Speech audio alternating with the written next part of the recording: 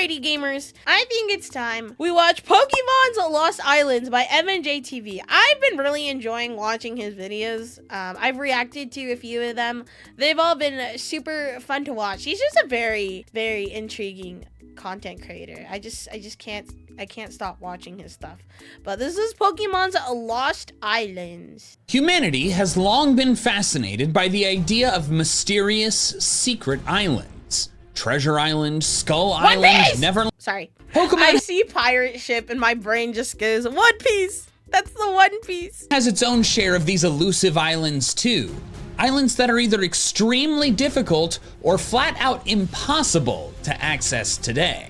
These are Pokemon's Lost Islands. We'll progress through the islands chronologically, except for the last one, which I'm saving because not only is it the most lost, but also it's the most interesting.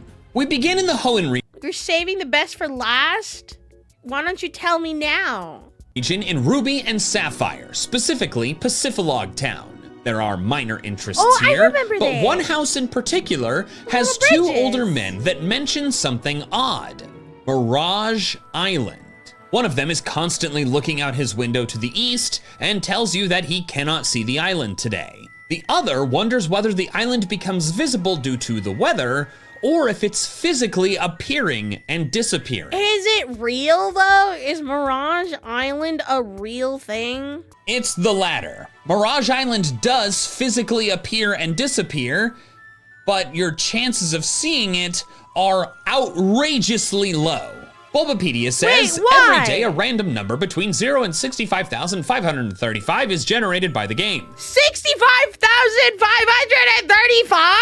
If this number matches the first 2 bytes of the personality value, a hidden piece of code unique to every individual Pokemon, of any of the Pokemon in the player's party, then Mirage Island will appear. To simplify, if you have one Pokemon in your party, this means your chance of seeing Mirage Island one specific day is 1 in 65,535. Realistically though, you'd have a full party by this point, so assuming no personality value byte overlap, your chances improve quite a bit, all the way up to 1 in about 11,000. That's As more a reminder, than a shiny Pokemon, right? Shiny is just like a few thousand. This one's 11. And 3 shiny chance is 1 in 8,192. So Mirage Island is rarer than a shiny Pokemon. However, you can encounter wild Pokemon pretty quickly. Meanwhile, for each 1 in 11,000 attempt for Mirage Island, you have to check with the old man, go to the PC, swap out your entire party, and try again with a new squad of 6. The odds of you encountering Mirage Island randomly are astronomically low.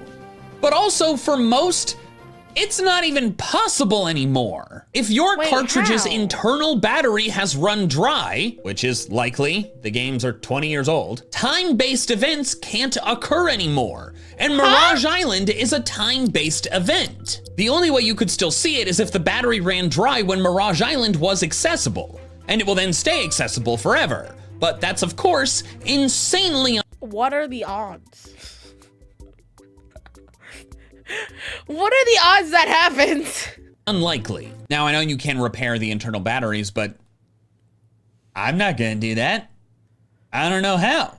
I'm sure there's somebody out there who has actually like repaired their batteries just for Mirage Island. And I'm scared I'm gonna ruin the whole cartridge. I got a mechanical engineering degree, not electrical. But let's say you somehow get lucky and succeed. You talk to the man, and he says he can see Mirage Island. What is this mystical place actually like? Should it appear, you can find it on Route 130. It's smack dab in the middle of the route, removing any rocks and trainers in its way. If you ascend the hill, you'll find grass, trees, and a single berry plant with a single berry. A lychee berry, found nowhere else in Gen 3. Mirage Berry? Outside of event distributions. This exclusive rare berry raises attack when the Pokemon's health gets low. Gotta be honest, it's kind of weird that this berry was so exclusive, like the effect isn't crazy, and it's very easy to find today. But then in the tall grass, you can find exclusive wild Pokemon. Why not? Just what the why fuck? Not?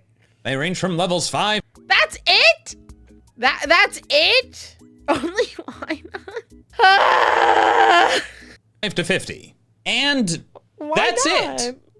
It kind of feels like a prank. An insanely rare and hard to find place just gives you an okay berry and the chance to catch Pokemon that are already available elsewhere in the game. We just love not to in the wild. see it. It's kind of underwhelming, but honestly, I think it's better that way. I think it's more fair.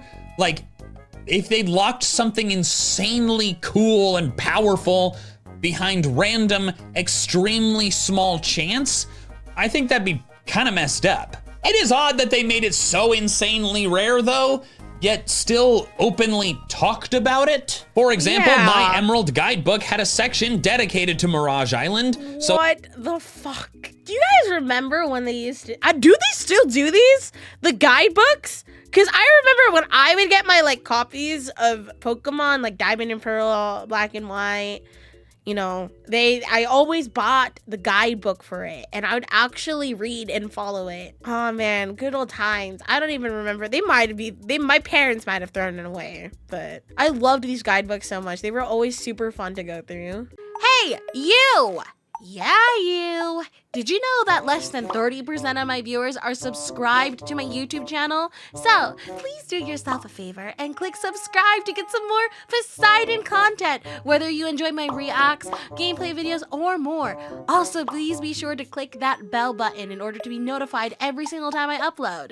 Now, back to your regular scheduled programming. So ever since I was a kid, I hoped to someday have a chance to go there. But I never could because of how insanely rare it is. The Gen 6 Hoenn remakes, Omega Ruby and Alpha Sapphire, removed this version of Mirage I can't Island. believe this. Instead, Mirage spots appear while soaring on Mega Latios or Latias. It's not the same, though! It's not the same!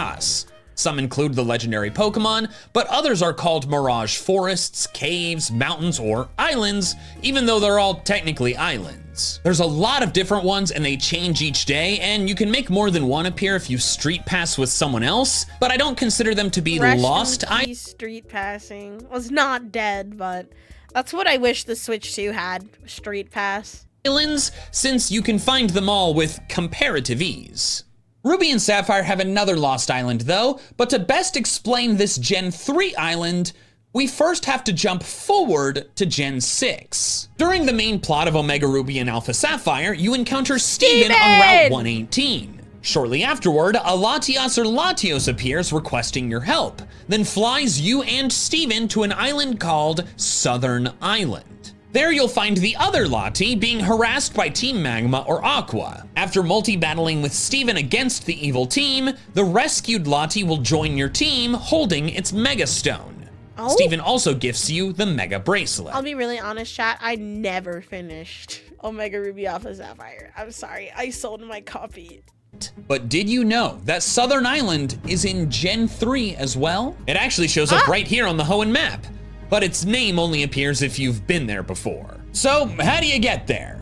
The answer is the Eon Ticket. The Eon Ticket was an event item distributed in a variety of ways, but mainly from the Game Boy Advance e-reader, an accessory where you could swipe cards through it to create things in your game. Wait, that's so cool. It never really took off, but if you got the Eon Ticket one way or another, you could actually record mix with other players to share the ticket to them. This was actually the only way to get the Eon Ticket in Emerald, since it was only ever distributed for Ruby and Sapphire specifically. Although, quick sidebar, relevant I promise, I didn't know this until making this video. Did you know that you have to manually activate Mystery Gift, technically called Mystery Event in Ruby and Sapphire, with a secret code? It wasn't just available to you, you had to unlock it via code? You have to talk to this specific guy in the Petalburg Pokemon Center and tell him the specific phrase, "Mystery Event is exciting." That's weird. What? All I have to say, let's move on. Once the ticket is in your game and you've beaten the league, you can talk to Norman in his gym where he will hand it to you. You can then go to the Lily Cove port and speak to the woman there. Once she sees the pass, a sailor replaces her, saying, "Aye, mate, are you the one who brought that mighty odd pass?" I know he's not a pirate, but he is talking like one.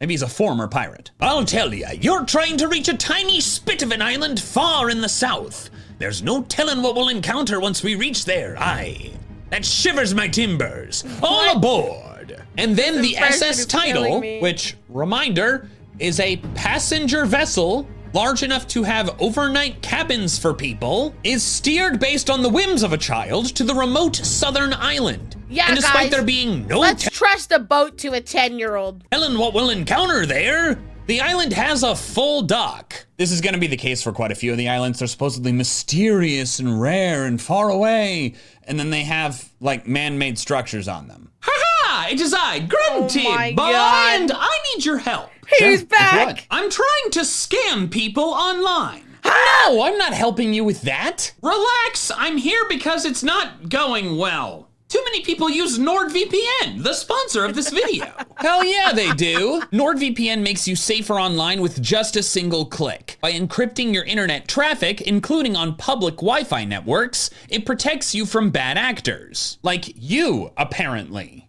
Hey, there's no need to be rude. Yes, there is. Well, NordVPN was rude first. Their Threat Protection Pro tool is driving me nuts. It's so effective at detecting all of my phishing links, fake storefronts, and malware that preventing users from being afflicted by them. You're not getting any sympathy from me. And in fact, I'm gonna make things harder for you. Get my exclusive NordVPN deal plus 4 extra months by going to nordvpn.com/M&J, linked in the description below. It's risk-free with Nord's 30-day money-back guarantee. Phew, okay, that's a relief, thank you. Wait, what? Why? The boss put me on this stupid online scam project and I hate it. But now that I helped you with this promo, the project is doomed. Now I can finally return to my favorite crime department, Pokémon card scalping.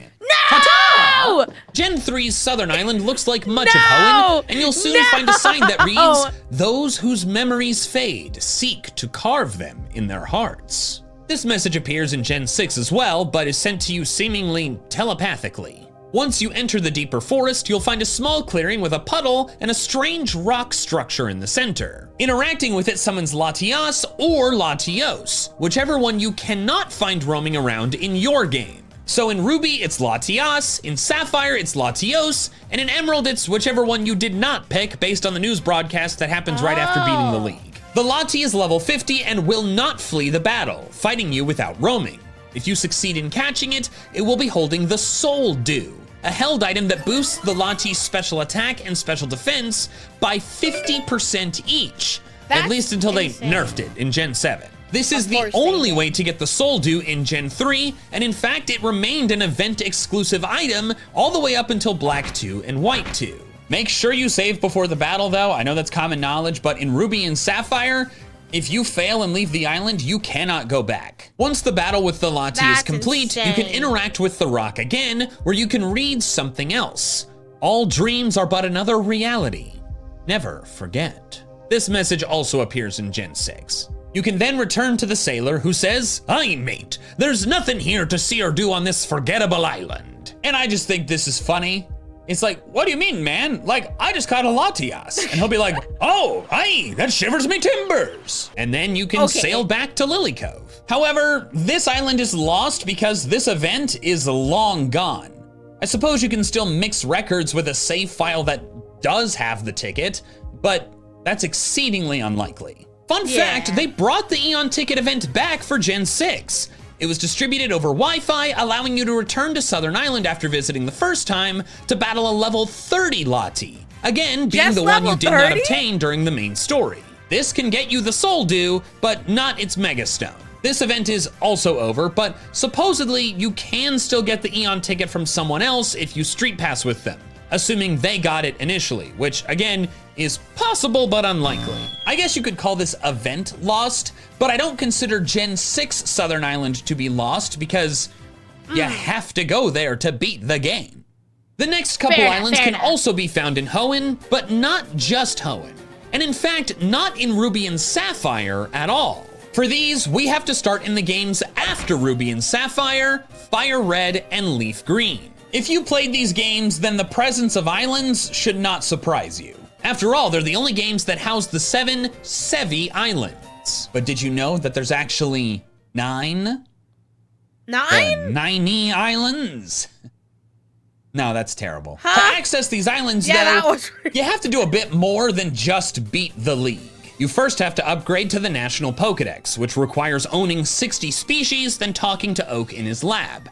And then you need to talk to Celio on one island, where he recruits you to get a Ruby and Sapphire to upgrade the network machine. You get the Ruby by delving through Mount Ember into the Ruby Path, and once you return with it, he gives you the Rainbow Pass, which gives you access to the islands beyond the first 3. Oh, and also you have to activate Mystery Gift by putting the phrase "link together with all" into the paper on the counter in any Pokemart. You have to do this in Emerald too. It's what the? So silly. It is. It's kind Why of did dumb. they do this? As you might have guessed, both of these islands require event items to access. Events that are long gone. So you cannot legitimately sail to these islands anymore. The first of these is the Aurora ticket. If you show it to the sailor in Vermilion, he'll take you there immediately and drop you off inside Oh, a damn. full Look at building. that boat. Again, this is weird. Who built this building? Why is it not just a rocky shore? One interesting thing about this island is that if you open your town map, you'll see that you are indeed within the Sevi Islands, not too far from 6 and 7 Island. Then once you step outside the harbor building, you will find yourself on Birth Island. Birth? It's triangular and small. Almost all of it can fit onto the screen at once. There's nothing there but a strange dark triangle in the center. If you interact with it, it moves. This is actually a weird puzzle. You have to interact with the triangle and watch it move, then take the shortest path to its new location, then interact and repeat. This seems pretty simple, but to be honest, it actually confused me for a bit the first time I tried it. I thought I was taking the shortest path, but it turns out at one point I was taking a path that was shortest to get there, but it put me on the wrong side, thus out of position to take the shortest path to the next location. If you ever do this yourself, I recommend just following Bulbapedia's instructions. As the puzzle goes on, the triangle turns redder and redder until finally, once it's back at the center, you can interact with it, making Deoxys appear. This is how you get the second Gen 3 mythical Pokemon. Jirachi had other distributions like the Coliseum bonus disc. The Deoxys battle is pretty epic, playing an intense theme exclusive to this battle. Deoxys is level 30, and its moveset varies depending on the version. That's because once you catch it, it will change form. You may already know about the different Deoxys forms today and how you can change its form with varying methods across games, but usually interacting with meteorites. But in Gen 3, its form depended on which game the Deoxys was in. Normal in Ruby and Sapphire, Attack in Fire Red, Defense in Leaf Green, and Speed in Emerald. Once catching it, you can return to Vermilion, so cool, where if you check your actually. town map again, you'll see that the triangular Birth Island is now visible. In Emerald, things play out pretty similarly, but with 3 minor differences. Number 1, Birth Island looks a bit different, with grass instead of dark dirt under the triangle. Number 2, the sailor describes the island as far, far away, which we know to be true because it's not near Hoenn, it's in the Sevi Islands. And number 3, it sucks. Look, I recorded this in both Fire Red and Emerald, and in Fire Red, it only took me 4 Ultra Balls. But in Emerald, it took me 4 attempts, totaling over 100 Ultra and Timer Balls, which never worked because I was so pissed off I gave up and Master Balled it. Screw you, Deoxys! You are a plague upon this planet and my sanity! Birth Island only ever appeared in these 3 games, though, since famously, Deoxys returned in a different fashion in Gen 6, straight out of an asteroid. But the triangle it comes from, and the movement that triangle makes before it attacks, are direct references to its original appearance on Birth Island. The other lost Sevi Island is quite different from Birth Island, though. First off, it's much larger, but also it doesn't feature one new-at-the-time Pokemon. It features 2 older Pokemon. The event item is the Mystic Ticket, which, if again shown to the Vermilion Sailor, will take you to another fully constructed building. Your town map will show that you're somewhere between 4 and 5 Island. Exiting the building reveals your location, Navel Rock. Fun fact, I named my Animal Crossing New Horizons island Navel Rock as a reference to this island. Wait, that's it was a so perfect funny. fit because my native endemic fruit was oranges. And navel oranges are a type of orange. I don't know why the island is called Navel Rock, though. My best guess is that the outside of it looks like a big, rocky, outy belly button. If you dive deep into that belly button, though, you'll walk through a few chambers, including a maze-like one with some lengthy dead ends. There are no wild Pokemon. Eventually, you'll reach a fork in the road. Going right has you go down so many floors, it's literally like 14. Eventually reaching a darker chamber with water at the back. And there waits Lugia.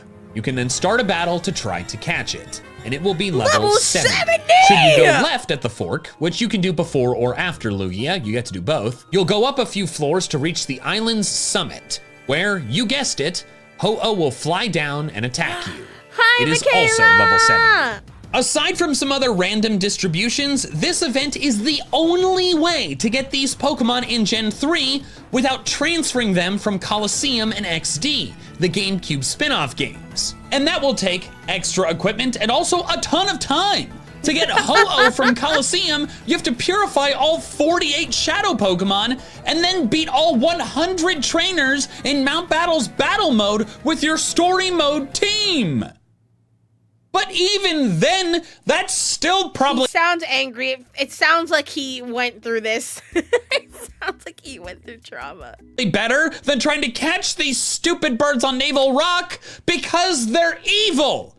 They know Recover, which has 20 PP in Gen 3. Emerald's version of Navel Rock is functionally identical, but aesthetically quite different. That's actual It's PTSD. brown on the outside instead of light gray, and its interior is a light yellow instead of gray and white. The two color schemes could be a reference to Ho-Oh and Lugia's original games, Gold and Silver. Also, when you leave in Emerald, the sailor says, Did you hear that? That low growling from deep in there. Are you sure it's safe? Do you think we should leave?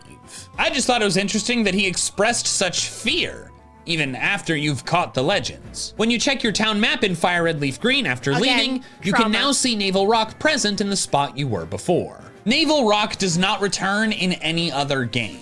The next only Kanto games, Let's Go, I can't believe this. I cannot believe this. did not feature the Sevi Islands nor any Pokemon outside Gen 1. Oris could have included it, but they instead opted to put the Hoopa Rings across the map for a bunch of different legends, with Ho-Ohs and Lugias being version exclusives in C Mauville.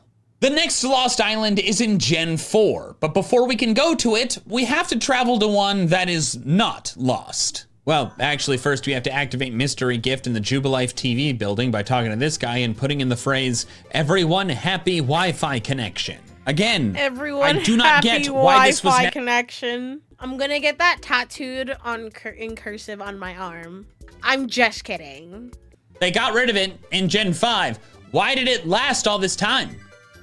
Why need a password to receive fun things? Once you become champion and have the national dex in Diamond, Pearl, and Platinum, you can enter Sailor Eldritch's house in Canalave City and find his son tortured by an unending nightmare that he can't wake up from, saying, Wait, that is "Dark actually is watching." so scary. The mother knows a lunar wing from Full Moon Island would save him, but Eldritch went there and couldn't find one. When you speak to Eldritch, he immediately takes you to Full Moon Island, which doesn't have a real dock. Finally! It makes sense. Although it does have man-made looking stairs. I mean, a lot of places do that because they just never design tiles for like a natural ramp. But also, like, people also definitely just know this island is here. So like maybe they, and there's like the pillar things. Anyways, Full Moon Island is not large. The path winds east and culminates in a clearing with Cresselia in the center. Interacting with it registers it as seen in your Cresselia is my favorite legendary Pokemon. Pokedex, and then it disappears to roam Sinnoh, leaving the lunar wing behind. You can then pick it up, return to Canalave, and rescue Eldritch's son. Or you can keep it for yourself, but that would be really shitty.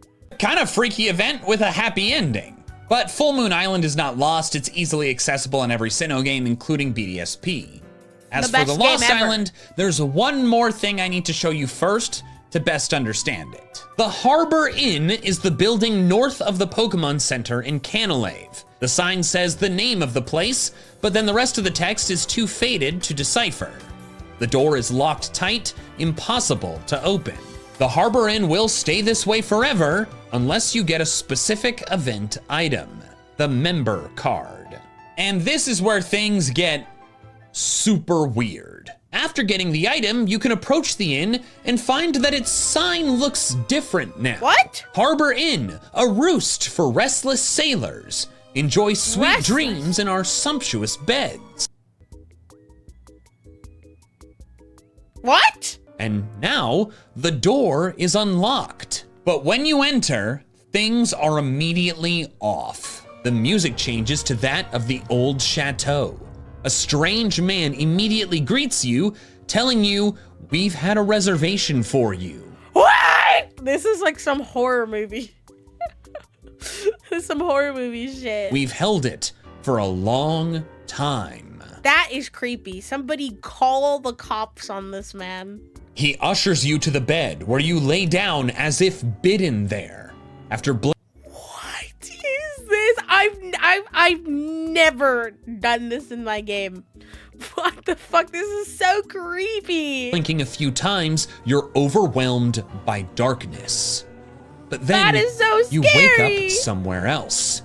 It's an island. A ship is there, but there's no one to captain it. You might then notice something interesting about this place. It is a mirror image of Full Moon Island. Oh, Dark But the Ride! shore is barren and rocky, Right. rather than lush and covered in trees and grass. Opposite. You have no choice but to journey deeper and find a forest clearing. And within this crater-like arena is the mythical Pokemon Darkrai. That's my goat. I love Interacting with it Darkrai. starts the battle. Level 40 in Diamond and Pearl and level 50 in Platinum, where you have the chance to catch it. Make sure to bring full restores, because with Hypnosis, Bad Dreams, and Nightmare, it can wear down your team quickly. Nightmare, Once caught nightmare, or defeated, nightmare. you'll hear a strange, disembodied voice. Darkrai, your power is strong. Though you don't will it, you make people and Pokemon around you see terrible nightmares. Okay, I don't think that exact voice was in the game, but we can pretend. That is why you came here.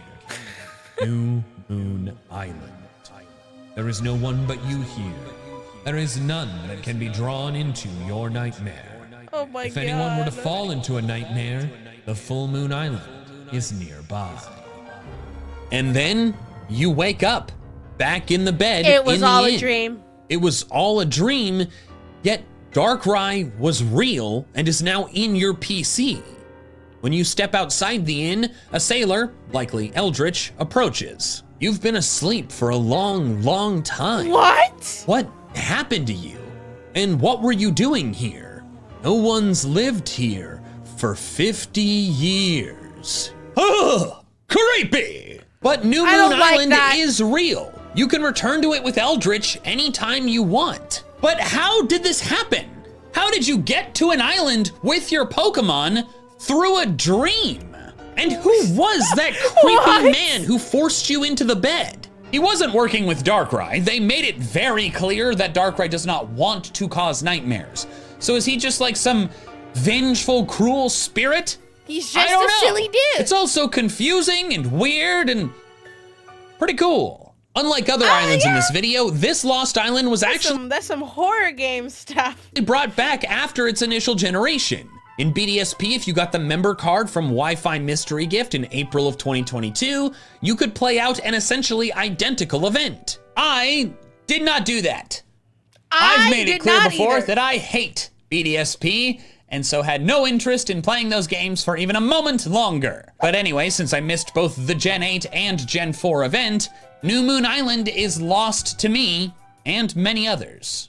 We now move to Gen 5, which features two Lost Islands, and they are unique from all the others in a major way. They're not mysterious, remote, wild places. They have people on them.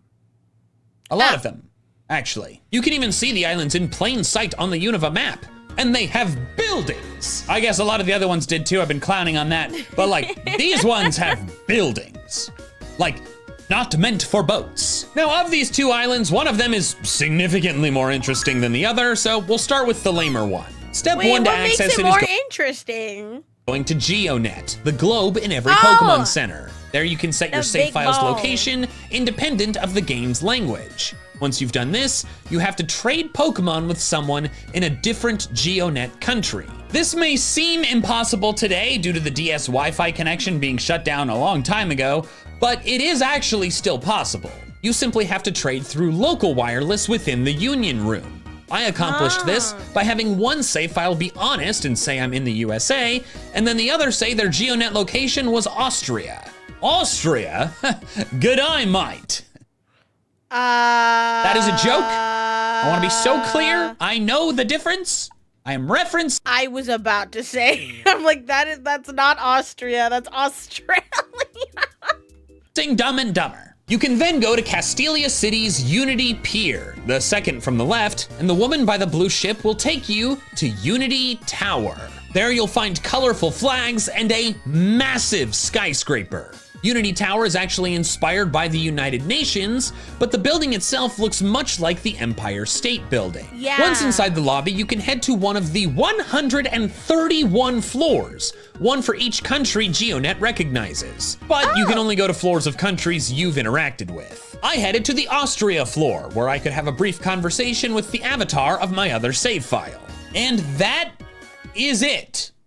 There's nothing else to do. It is so lame. It acts like a trophy case for international trades, but it can only hold up to 20 trainers at a time, far less than 130. Unity Tower is so forgettable that when I was working on this video, I was working on the other Gen 5 island and then noticed this one next to it and was like, wait, what is that? And then I figured out it was Unity Tower and I was reading the Bulbapedia article. And I was like, wait, I've read about this one time before, like 4 years ago, and then promptly forgot about it. And I'd never been there myself until making this video. Let's move on to the much more interesting island. Like many others, it requires an event item, at least in one pair of games. That item being the Liberty Pass. It was distributed through the internet for a brief period right after Black and White released. I definitely could have gotten this event. I got Black and White right when they came out, but I didn't. Gen 5. And I don't know why.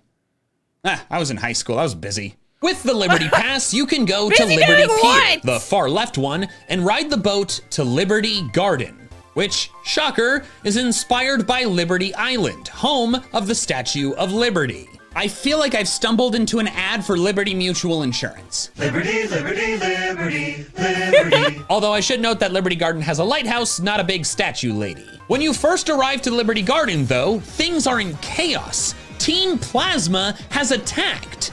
There are multiple grunts to fight, but since this event is accessible as soon as you reach Castelia City, their Pokemon's levels are only in the teens.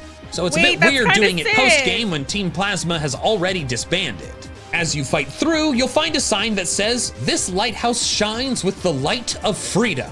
America, sure. Only authorized personnel may enter. Hey, that doesn't sound like freedom. Oh, also there's a vending machine. Wow, this lost island has kept. Wait, that's kind of comical. They just have a vending machine. You can get a fresh pop lemonade. Capitalism! This place is sickeningly American! After enough fights, you can enter the lighthouse and descend into its basement. The stairway culminates in a final room that, oddly, looks like a children's bedroom. And Victini is standing right there! The grunt What is Victini just doing there? What is he doing there? Explains that 200 years prior, a rich person bought Liberty Garden and hid Victini away within it. Due to its powers of gifting victory to all near it, it became a target of villains, and the rich person wanted to protect it, and so locked it away here. Now Team Plasma wants it for their own goals. That's kidnapping, right? That falls under hostage kidnapping? Like, what the fuck? Which, again, did not make any sense after having already defeated them. Once you defeat the last grunt, you can battle Victini and try to catch it. Only at level 15, but its catch rate is still only 3. After the battle, the grunt says, living with Victini means accepting Victini's cruel destiny. Cruel destiny? Someday we will test you to see if you are truly ready for that. Cruel destiny? Damn, this grunt's a poet. When you return outside, you'll find Professor Juniper and the police arresting Team Plasma. Juniper repeats the discussion about evil people wanting to use Victini. Thank you, Mommy. Thank you, Mommy Juniper. I'm down bad, so I'm sorry. His powers and understanding the rich person's reasoning behind locking it away to protect it. But she also says, I think shutting the poor thing up in this room was a mistake. She also talks about how Victini gets a special unique Pokedex number, 0. Juniper and the police leave, and now Victini gets to live a new life out in the world with you. Interestingly, Liberty Garden returns in Black 2 and White 2, happy life. and you can go to it at any time without needing an event item. So it's really only lost in Black and White. However, in the sequels, Victini is not there, so there's not really anything to do unless you bring Victini there yourself. If you show the Pokemon its old room, it'll do a cute little dance, then return to its Pokeball with an air of satisfaction. And if you want to feel an air of satisfaction, consider subscribing to the channel, or double check that you're subscribed if you think you already are. If you watch this far into the video, you probably enjoy what I do. I love and your now videos. for the final island. This one is my favorite because the lore behind it runs really deep. It's also definitely the lostest because the fewest amount of people have ever been able to legitimately access it. That's because it is only found in Emerald and was never officially accessible outside of Japan and Taiwan. Yet the code for it is in every version of Emerald. So with a little bit of witchcraft, we can see what would have happened if we'd ever been given access to the Old Sea map. When you take this item to the harbor in Lily Cove, things don't go quite the same as they do for the other Hoenn accessible islands. The sailor actually tells you that it's too far and that he cannot help you. But then Mr. Briny, captain of the SS title as of the postgame, busts out and excitedly announces that he will help you. So again, you essentially commandeer a passenger cabin ship. These people got on there thinking they're going to Slateport, and you're taking them to the middle of nowhere. And then when you land on the island, again, it somehow has a man-made dock. But for once, this dock actually makes sense, because someone has been there before. This island is aptly named Faraway Island. Its shore is rocky, and if you navigate over to the left, you'll find a sign with faded writing. Filling in the blanks, it reads, some month ending in BER, 6th day. If any human sets foot here again, October, let it be a kind heart. September, November, December, only those months. Person. With that hope, I depart. If you navigate up the rocky shore, the terrain transitions into puddle-filled jungle. Then when you reach the deeper area, you find Mew. Remember that sign we read? What? Of course you do, that was like seconds ago. In the Japanese version of the sign, it ends with the remnants of a signature, the Japanese symbol for G. This heavily implies that the message was written by Mr. Fuji, the man in Lavender Town who founded Cinnabar Lab and is essentially confirmed to have been involved in the creation of Mewtwo. The Pokemon Mansion journals, which he may have written himself, mention that Mew was found in Guyana, South America, deep in the jungle. What? This area is definitely jungle. Specific location. So Faraway Island could very well be an island off the coast of Guyana. This lost Pokemon island could be a real world place. The month on the message works well too. Different languages imply things differently, but at least in English, the final Mansion diary entry about Mewtwo being too strong is dated September 1st. This means that sometime after Mewtwo's escape, during one of the final 4 months of the year, all of which end in BER, Mr. Fuji could have returned Mew to Faraway Island, then left a message, hoping that whoever finds it next won't mimic their mistakes. Once you see Mew, it immediately flees, but not far. It will scurry through the tall grass, again with no wild Pokemon, until you eventually catch up with it and can initiate a battle. Mew is level 30 and knows some tricky moves like Transform and Metronome, but its catch rate is 45. The same as Pokemon like Delibird or Bagon, and thus much better than 3 like all the other legends so far. Once caught, you can return to the sailor, who says Captain Briny can be so maddeningly fickle, which is hilarious. And fair, you dragged all these people to the middle of nowhere, and then you sail home. As I said earlier, this island never returns in any other game. Mew's been distributed a bunch of other times, but this was the only legitimate way to battle a wild Mew, rather than simply receiving one. All the lost Pokemon islands are fascinating, but Faraway Island is far and away my favorite. Thank you so much for watching. If you want to check out another one of my videos diving into classic Pokemon quests, check out my video about why catching Regigigas in Gen 4 was almost impossible. I thoroughly enjoyed that. I didn't know about Faraway Island with the Mew? How many people, so only people in Japan and Taiwan were able to get that? Unless like you had something, I don't know. But that was super cool. I hope you guys enjoyed that.